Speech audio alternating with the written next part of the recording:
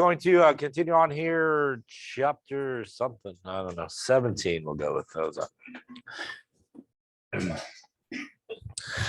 So in this chapter, we've talked about redox reactions. And obviously this morning as well, we talked about oxidation and reduction, which means losing electrons, and reduction, meaning gaining electrons. We also talked about earlier balancing redox reactions, again, in acidic and basic conditions, and using obviously water to do that when we do acidic or basic conditions.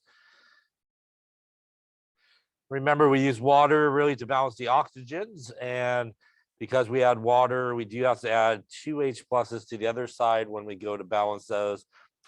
And remember that when it's all said and done, it does need to be balanced basically two ways, like a regular equation, same number of elements on each side.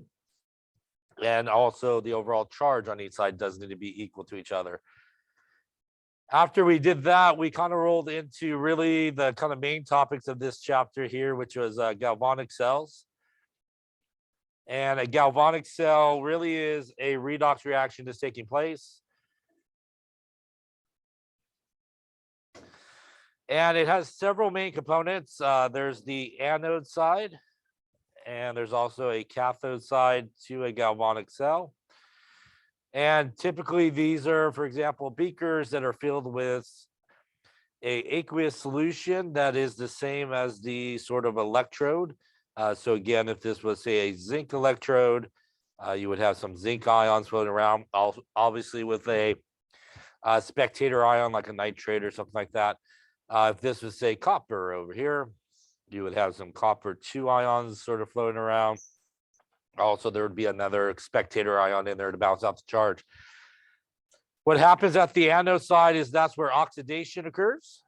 And oxidation occurs and sends basically the electrons through a wire, through a voltage meter usually, and to the other side. So our electrons flow from the anode to the cathode. And that is where reduction takes place. And as those electrons basically come in, they will then reduce really the ion that's in the solution. And if you want to think about it, it sort of jumps out of solution and becomes solid. And that is opposite of what happens on the anode side. Our solid guy loses the electrons and basically goes for a swim at that point. And a really important component of this is, as we talked about, the salt bridge, which really bridges these two guys together. And the salt bridge usually has some type of ionic compound in it. And it will send the negatively charged ion kind of this way. It'll send the positively charged ion really that way. And what we talked about was if we didn't have the salt bridge there, because of the way this reaction takes place, we would get a buildup of positive charge on the left side, the anode, and we would get a buildup of negative charge on the cathode. And that would not be good for our electrons, which are negatively charged, trying to get to the other side. So the salt bridge really helps maintain the proper balance in terms of charge, where really the cathode side is just a little bit more positive that helps draw those electrons to the other side. We could calculate the cell voltage or cell potential by taking E of the cell is equal to E of the cathode minus E of the anode. And we get these values from the SRP table, which is standard reduction potential. And as we talked about, those are all going to be reduction reactions, which means that technically the anode reaction that you would get from that table will be incorrect the way it's written on the table. Now, if you do need to really flip a reaction around, when you do flip an SRP reaction around, so if you had something like this, and the delta E or the E here was 0.4 volts. If you flipped it around and made it a oxidation reaction, what happens to the sign is it changes. So this would be 0.4 volts, but it would now become negative when you flip it around. So you do change the sign if you have to flip around one of the half reactions, which technically speaking you do. If you ever write a half reaction, you should always give the proper value for E of the cell there, or the E value there. So if you are writing a oxidation half reaction, you really should flip the sign for what you find in the table. We talked about using this equation, and hopefully it made sense towards the end.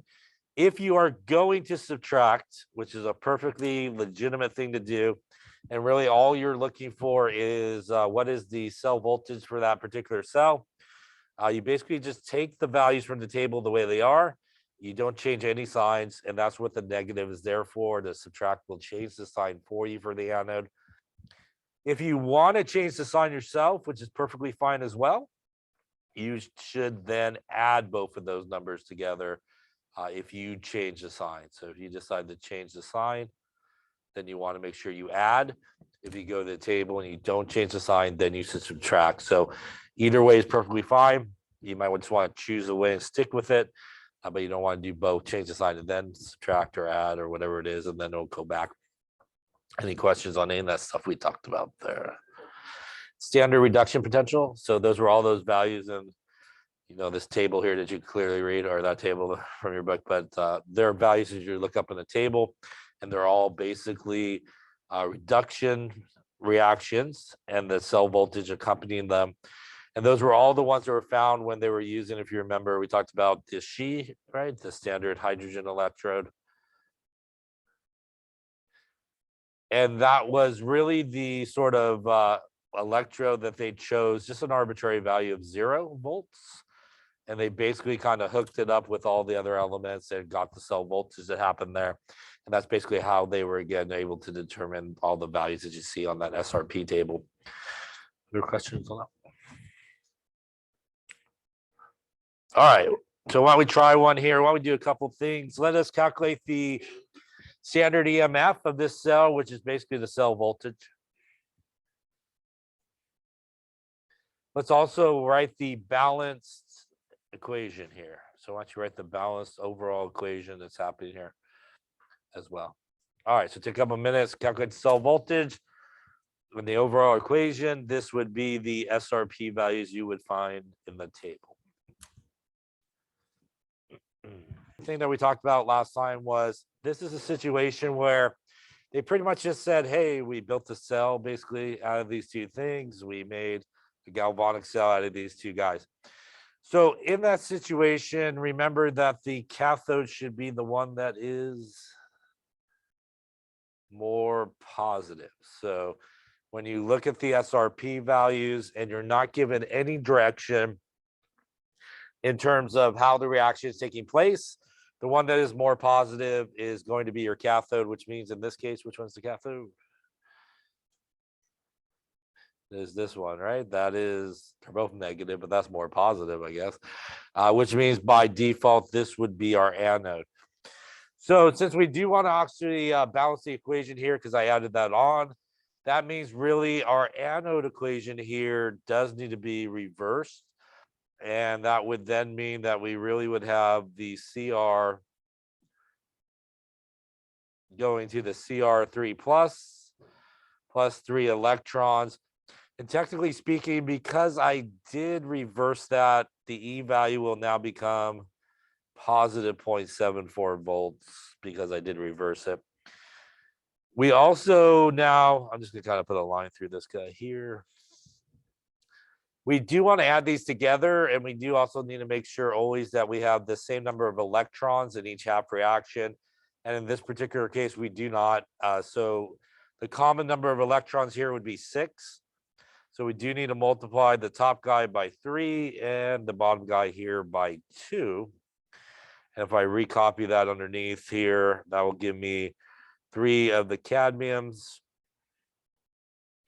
plus 6 electrons gives me 3 of the cadmiums on the other side. Now remember, the other thing that we talked about is if you do multiply by 3, the E value still stays the same. So it has no effect on the E value there. So this guy will still be minus 0.4 volts. We'll do the same on the bottom there. We'll multiply the 2. So that'll give you 2 chromiums. Goes to 2 chromiums with a 3+ charge. and 6 electrons. Once again, multiplying by that 2 will have no effect on the E value that we have there. At this point, like we would expect, the electrons will cancel as they're on opposite sides of the equation. That gives us really the balanced equation here of 3 cadmiums plus a couple of chromiums. Go to 3 cadmiums and a couple of chromiums here. And we see we have 3 cadmiums on both sides, 2 chromiums on both sides, overall charge on the left +6, overall charge on the right +6. So it is balanced, this equation. Now, because personally I changed the sign here, I should add these numbers together because I chose to change the sign, which means I will take 0.4 volts plus 0.74 volts. And that's going to give me 0.34 volts as my answer. First off, any questions on any part of that there? Now, if I just wanted to calculate the E of the cell, I could use E of the cell is our E of our cathode minus our E of our anode. Once again here, if I use this equation, I'm not going to change the sign. So we would use the original values there, which is minus 0.4 volts minus a minus 0.74 volts. And that gives me 0.34 volts. So again, this negative will change the sign for that. So again, if you use the subtraction version, don't change the sign. If you change the sign, then add them together. Any questions on either of those there? Yeah, I ended up adding on the bottom there because I actually changed the sign for the anode. So I do not want to then subtract it because it'll change it back to the wrong sign.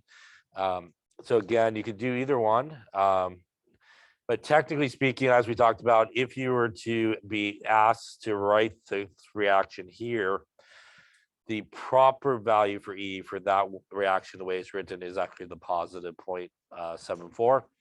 If you were to write the original reduction reaction, the proper value would have been the minus 0.74. So because I did change it, I decided to add. But if we were just doing this question the way it was originally written, you could just go to the table and do that and subtract it and don't change the sign, or you can still change the sign to add them. So it's up to you. It's really sort of a personal choice. So like I said before, I would probably kind of pick away and stay with it so you're not bouncing back and forth, changing sometimes and not changing. So maybe just pick away and decide you're going to change the sign or not change the sign regardless of the problem and kind of stay with that. Other questions? Okay. So let's try another one here. A galvanic cell has a magnesium electrode and a silver electrode. Let's calculate the standard cell voltage. Why not? It's good practice. Let's also balance this equation as well.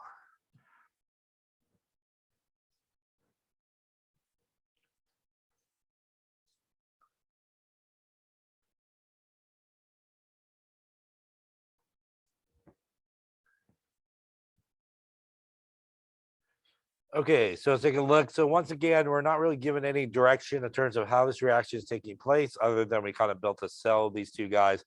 So that is definitely a situation where we will look at our SRP values. So once again, here our cathode should be, in this case, the silver, as it is more positive.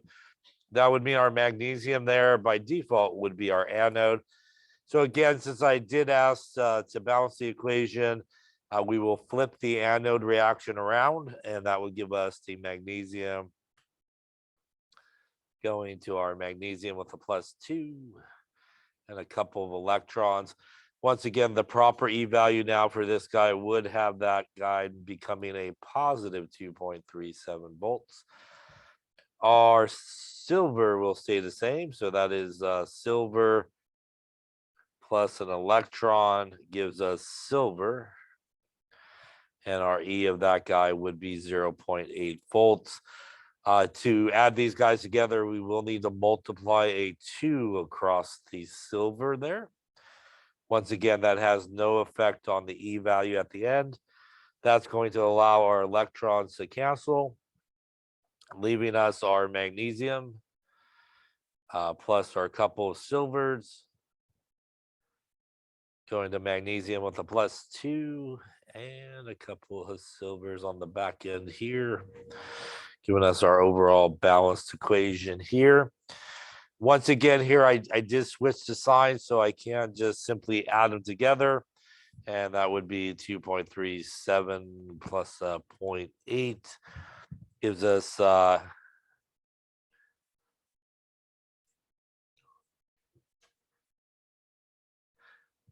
3.17 volts, which is a positive voltage. And again, if you were to roll with the subtraction one, you would take the cathode minus the anode. So in this case, we would not change the signs. So it would be 0.8 volts minus a minus 2.37. And that gives us, again, our same answer here. Any questions on that? Yeah.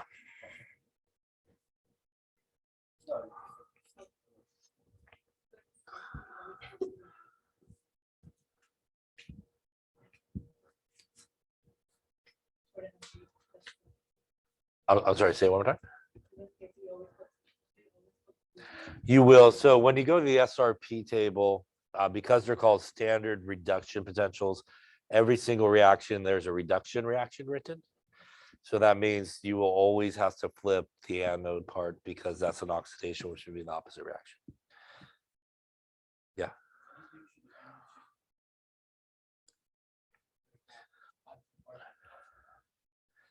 The cathode is usually the one that it has the more positive SRP value. In a situation where you're not given any information about how the reaction takes place, you could do that. If you are given information about how the reaction takes place, you should actually look and see what's being oxidized, what's being reduced, and do it based off of that.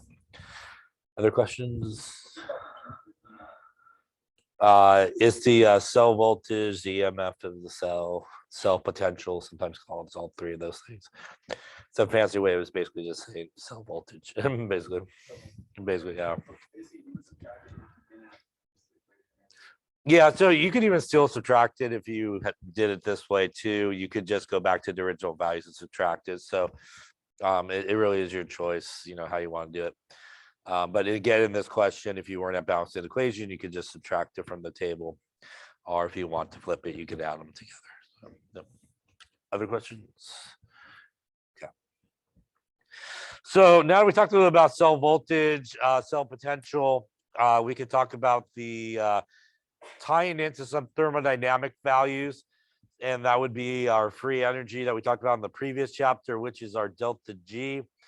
So remember our delta G, right? If it is a positive value, it's a non-spontaneous process. If our delta G is a negative value, it is a spontaneous process. And actually the cell potential sort of works with free energy. Free energy, again, is basically energy available to do some type of work. And that's sort of what's happening when those electrons go out around the wire there. They go out basically and they do some type of work basically that's happening. Again, as we talked about, I think earlier, kind of like the battery scenario, they kind of go out, they power your device, they come back and kind of go through there. So the maximum amount of work that you could get is essentially equal to the delta G value or the free energy. So when a cell produces current, the cell potential is positive and the current is used to do work. So usually when we calculate cell potential or cell voltage, a positive value usually will mean it is going to be a spontaneous sort of process. And a negative value usually will mean it's a non-spontaneous process. And this is when you calculate E of the cell here for those guys there. So the couple that we just did, they both were actually positive sort of values for voltage, which means those electrons will pretty much go spontaneously and they can do some type of work. Again, very similar to, as I think I mentioned the other day, if you kind of put your batteries in backwards, nothing works, right? But if you kind of flip it the right way, you get everything will work correctly because you're actually making it a spontaneous process. When you put the batteries in there the correct way, you basically reverse all the reactions when you put it in the opposite way, which means it's non-spontaneous and nothing's going to work in that particular case. So what is the sort of the relationship between our delta G and our E? There's a few equations that do tie these guys together. So let's take a look at each of these here in just a second. As soon as it all pops up, there we go. So the first really sort of important one here is this one here. We have delta G is equal to minus NFE of the cell. So these are sort of everything that you might be familiar with. So this is delta G minus NFE of the cell. So this is our cathode minus our anode. This is Faraday's constant, which is this guy right there, 96,500 joules per volt over a mole, or a coulomb per mole. Remember, a joule over a volt is equal to a coulomb, which is a unit of electrical charge. So that's how that all reduces down. And N is actually the moles of electrons here. So it's really important when we talk about N here in this particular case, it is the total number of electrons that basically move from the anode to the cathode. So when you have two half reactions, for example, and on one side you got 2 electrons, on the other side you got like 2 electrons, the N in this case would be 2. Because these electrons end up over here, so the total number of electrons transferred is 2. It would not be 4. So a common mistake people make is they like add the electrons of both half reactions together and get a number. But it should really be the same number in both half reactions, and that is what N would be in this particular case. So when we look at this equation, we could understand why when we get a positive voltage, the reaction is spontaneous, because frankly, if we look at it here, that's a positive number. That's a positive number, which means when the E of the cell is positive with this negative, that will give us a negative value for delta G, which means the reaction is spontaneous the way it's written. And if you end up with a negative voltage, that means that this will be negative, that negative, and this negative will then turn your delta G into a positive value, which means that it will be a non-spontaneous process as it's written. So when you see a positive voltage, should indicate a spontaneous reaction, should indicate that reaction should be heading to the products and happening there. Now, we couldn't forget about our good friend equilibrium constant here. So here's another equation, which is sort of an important one as well. This is E of this cell is equal to RT NF natural log of K. So this is our gas constant, and it is the 8.314 version of it there, the one with energy. That's our temperature in Kelvin. That is still our moles of electrons. F is still Faraday's constant. Let's put an arrow there. And obviously our K is our equilibrium constant, product over reactants in this case. If you happen to be at 25 degrees Celsius, pretty much this top equation will reduce down to this equation here, if you like the natural log, and that's 0.0257 volts over N times the natural log of K. Or it will reduce down to this equation here. You like the regular log there version. If you don't want to worry about it, you could just remember the one in the box, which you could just plug all the numbers into this guy. Excuse me. And have natural log of K here. So if you want, you can just plug all those numbers in, even at 25 degrees Celsius, and get your answer. So this is our triangle of thermodynamics and voltage here. If you know E of the cell, you could get delta G from it. If you know delta G, you could get K from what we talked about in the previous chapter. And if you know K and E, you could go between them. So that's all of our thermodynamics and sort of cell voltage relationships and the equations that we just saw. So these two we just saw here. This one was from the previous chapter that we saw it. All right, so let's try some here. Obviously, we can look at this equation as we talked about. And again, if you have a negative delta G, that means the reaction should be spontaneous. We go with a positive E of the cell. All those mean that we should be heading to the products, which means we should have a large value of K. If you have a positive delta G, that means your E will be negative, which means pretty much it's a non-spontaneous process, which means everybody's hanging out on the reactant side, and we should have a lower value or smaller value for K. And if you have something where it is equal to 0, then they're sort of both equally favored in that particular case. All right, so why don't you try one here? Calculate the delta G for this reaction. And is this reaction?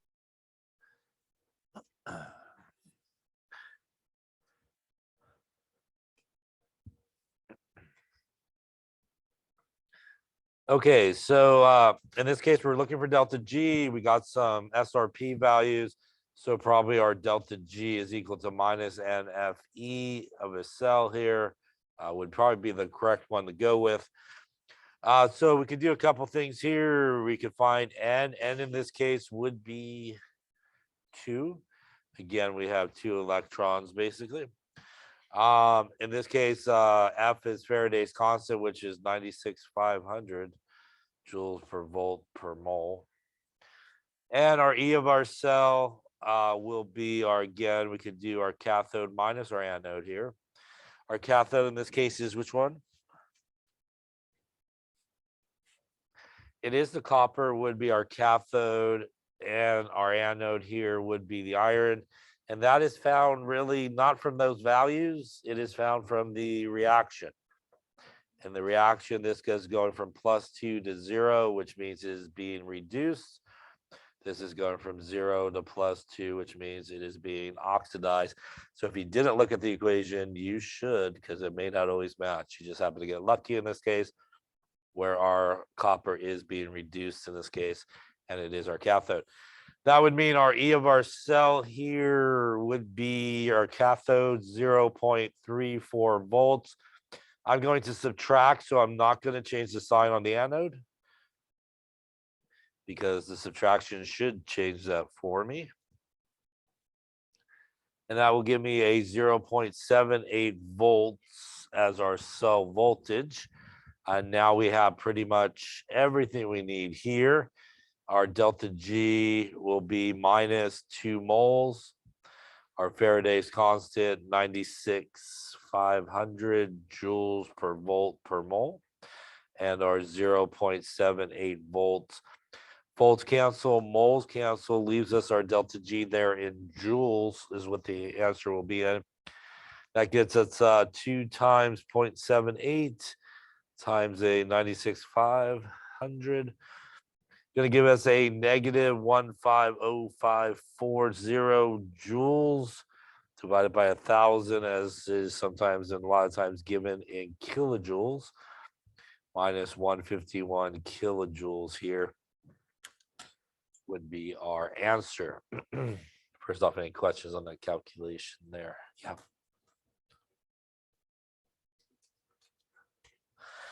You can if you want. Again, if you want to flip it, you can. And flip the sign. In that case, you should add them together, obviously, at that point, if you take the 2 E values.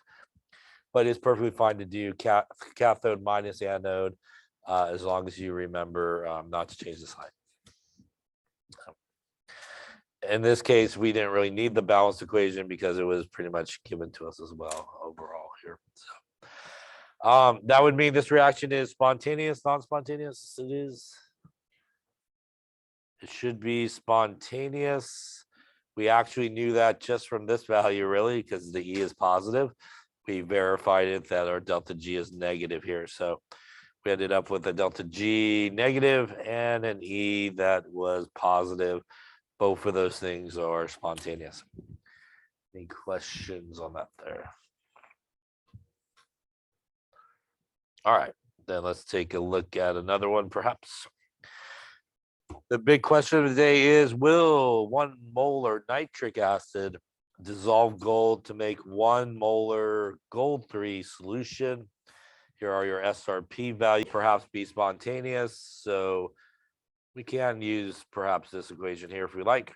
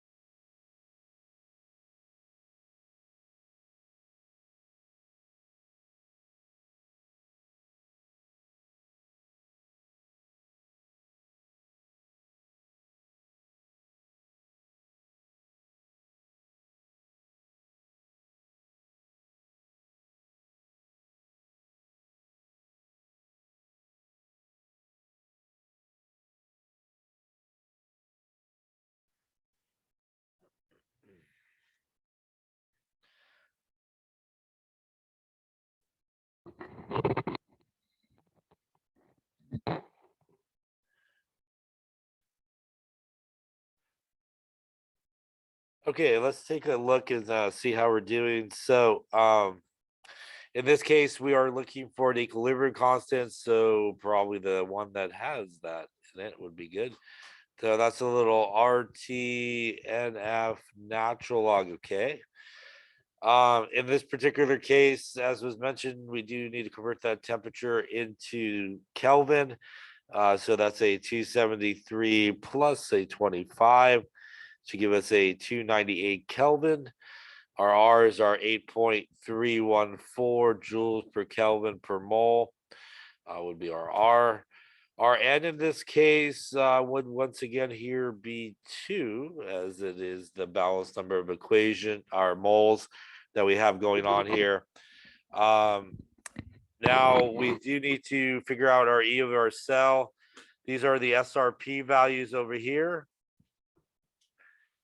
And once again, in this situation, if you went by just strictly the SRP values, you would be incorrect in this case. So by the SRP values, it is the silver that is more positive, which you might think is the cathode, but they did give us an overall reaction here that we should look at to see what's going on.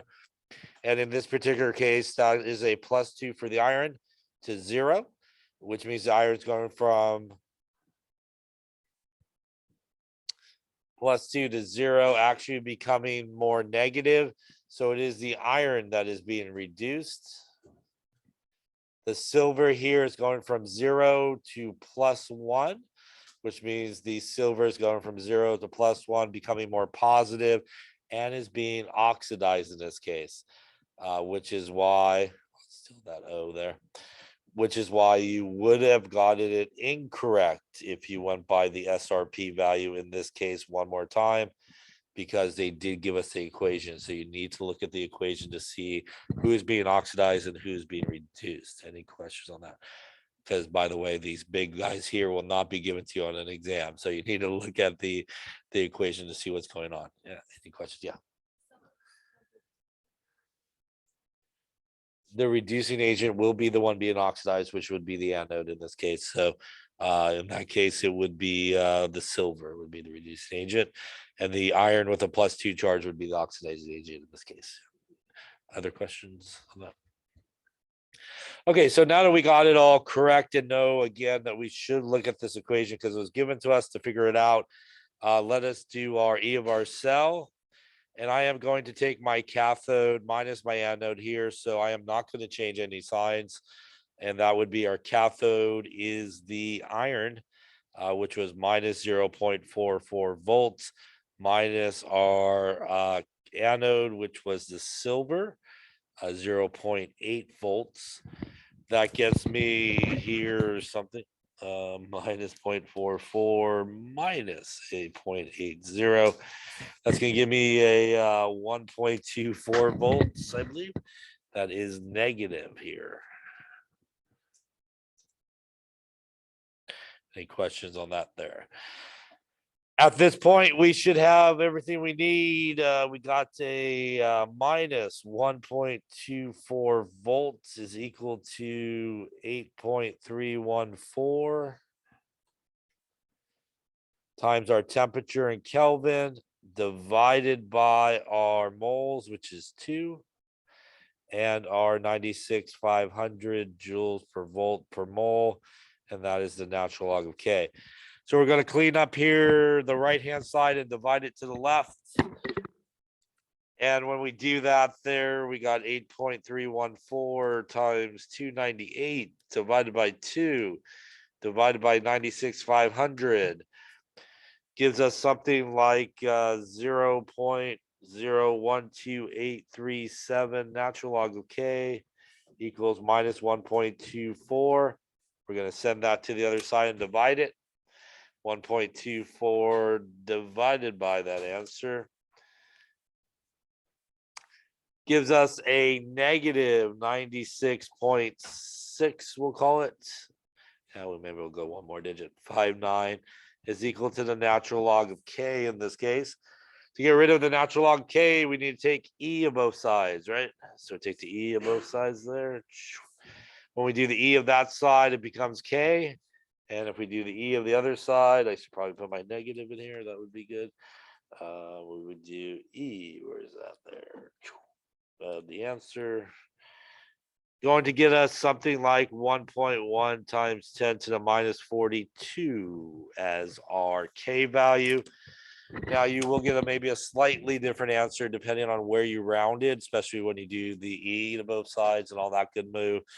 Also, if you use one of the reduced down reactions or formulas that we saw earlier, the 0.0257 volts over N, you'll get maybe a slightly different answer depending on the rounding part. The slightly different answer usually will come in this part of it. This part is usually pretty much the same no matter which sort of number you use. Any questions on that one there? What was that? It may be given to you or may not be given to you. So it depends on the problem. Yeah. If that's not there, then it would be more of a generic type of equation, like you made the galvanic cell out of these two things, and what would the equilibrium constant be? In that case, you would default back to the more positive being the cathode. In that case, yeah. Other questions on that? Now we can kind of take a gander through all the numbers we calculated here to see if they all sort of agree with each other. Let us see. We ended up with a negative delta E, which means we should end up, if we calculated delta G, it should also be a positive delta G, which both of those things tell us it's a non-spontaneous reaction. Because it's a non-spontaneous reaction, we should have mainly reactants at equilibrium, which means we should have a small value for K, and that would qualify as a small value for K. So all of those numbers and things agree with each other. Any questions on any of that stuff there? Yeah. Now, there are some things that can affect the reaction and the cell. And when we are non-standard conditions, we can sometimes affect things. So you might remember this equation here from the previous chapter. And that was really our delta G under non-standard conditions, or delta G under standard conditions, and our good friend Q, right, which is our products divided by our reactants. And our equations from this chapter, if we put it all together, we get what is referred to as the nearst equation. And the nearst equation is basically what we use when we're really under non-standard conditions. So remember that standard conditions basically mean if you're dealing with pressures, things are 1 atmosphere. If you're dealing with concentration, they're 1 molar. If you're dealing with temperature, they're 25 degrees Celsius. So under non-standard conditions, one of those things is not happening here. And we get this equation here, which is our E of our cell under non-standard conditions. This guy here would be our cathode minus our anode, like we've been doing. The rest of these guys are exactly the same as what we just used in that equation. And once again, our Q here is our products over reactants, again, taking the coefficients into account. It will also reduce down very similar to the previous equation if you'd like to use that. But again, you can just remember this equation and put the numbers in. By the way, the previous equation that we got and used is based off of this equation, because when we're at equilibrium, E would equal 0 and Q would equal K, which means this equation becomes 0 is equal to E naught minus RT NF natural log of K. Bringing this to the other side gives us E naught is equal to RT NF natural log of K. So the nearst equation really is sort of where we get the other equation we just used.